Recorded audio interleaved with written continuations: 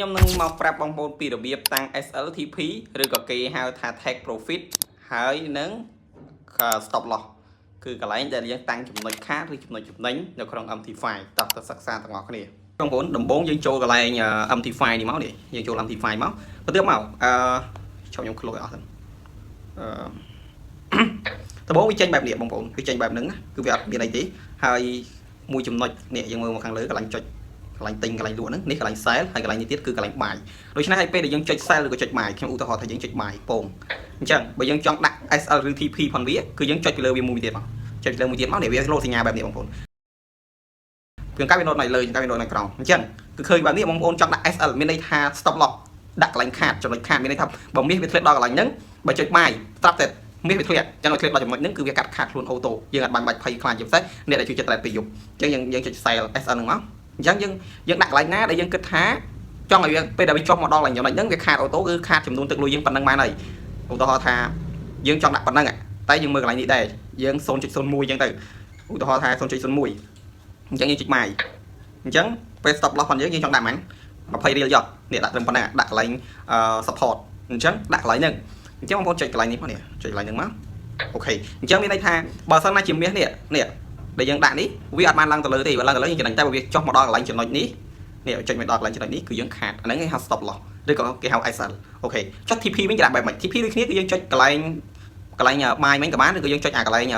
SL នេះមួយលើមកវាមានពាក្យថា TP នេះអក្សរកាត់ឬក៏ take profit អញ្ចឹងយើងចុចកន្លែងនឹងមួយមកយើងអូសទៅដាក់កន្លែងណាដែលយើងគិតថាយើងចង់ take profit កន្លែងហ្នឹងមានន័យថាយើងចង់ចំណេញកន្លែងហ្នឹងបើមាសវាឡើងទៅលើវិញយើងចង់ចំណេញកន្លែងហ្នឹងអញ្ចឹងយើងដាក់វាវិញមកយើងដាក់ឧទាហរណ៍ថា$15យើងដាក់ប៉ុណ្្នឹងយើងដាក់ចំណុច40គួត77អញ្ចឹងយើងចុចដូចគ្នាមកយើងចុចកន្លែងហ្នឹងមកអូខេអញ្ចឹងពេលដែលមាសកន្លែងនេះវាលោតទៅដល់កន្លែង take TP ប៉ុណ្ណឹងមានតែយើងចំណេញប៉ុន្តែបើវាធ្លាក់មកដល់ក្រោមកន្លែងដែលយើងដាក់ SL គឺយើងខាតអញ្ចឹងចំណុចពីរហ្នឹងមានតែប៉ុណ្្នឹងឯងប៉ុន្តែបើកន្លែងខ្លះបងប្អូនថាអាមិញបាយចុះបើ sell វិញ sell គឺធ្វើបែបម៉េច sell គឺធ្វើដូចគ្នាឧទាហរណ៍យើងចុច sell ពងអញ្ចឹងកន្លែង sell មិញណាហើយចុចបងប្អូនជាស្រ័យឧទាហរណ៍ថាយើងចុច sell ឥឡូវខ្ញុំលុបនេះចេញសិនយើងចុច sell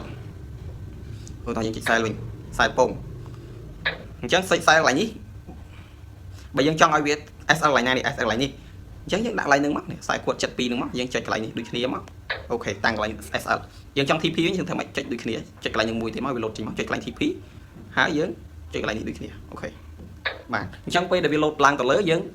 ដាច់យើង SL ហើយបើវាធ្លាក់មកក្រោមវិញគឺយើង take profit កន្លែងហ្នឹងគឺសំខាន់ណាសម្រាប់បងប្អូនដែលគាត់ជាពិសេស trade ពេលយប់ហើយលោតព្រឹកឡើងទៅអត់បានដាក់ SL ឬ TP ចោលហើយលោតវាលោតដល់100លេខ200លេខបើយើងអត់ដាក់ទេគឺវាដាច់ account នោះថា balance យើងមានត្រឹម100ឬ200ដាច់ហ្មងបើសិនជាវាលោតដល់100 200លេខប៉ុន្តែបើយើងដាក់ SL ឬ TP ប៉ុណ្ណេះបើវាលោតដល់កន្លែងដែលយើងដាក់ SL ឬ TP ទេវាអត់ដាច់ទេប៉ុន្តែបើវាដល់ TP គឺយើងដាច់អូតូហើយដល់ SL គឺយើងដាច់អូតូដាច់កន្លែងដែលយើង take profit ឬក៏stop loss អញ្ចឹងបងប្អូនដែលមានចង្អុលអាចសិក្សាបន្ថែមបាននឹងគាត់ថាខ្ញុំបញ្យល់ថា SL និង TP គឺដាក់ដើម្បី take profit និង stop loss មានន័យថាដាក់កន្លែងចំណេញឬកន្លែងចំណេញខាតដែលយើងចង់ឲ្យវាទៅដល់កន្លែងហ្នឹងឲ្យវាកាត់អូតូគឺវាអត់ហានិភ័យចំពោះ balance ផងយើង